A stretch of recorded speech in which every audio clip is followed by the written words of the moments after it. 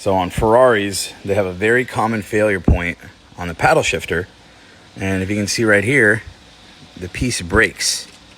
So you stop being able to shift it. If you take it to Ferrari, they're gonna charge you $6,000 for a whole new shifter assembly, when in reality, it's a $2 piece of plastic. So yeah, you can see right here, the shift does not engage. Even on this side, you shift,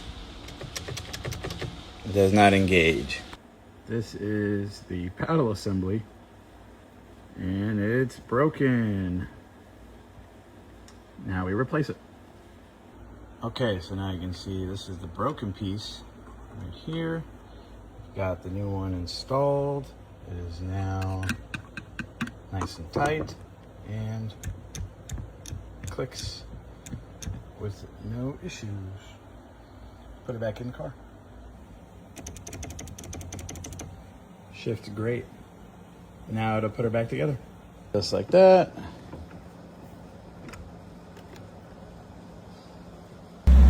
Whenever you push the paddle, go straight into gear.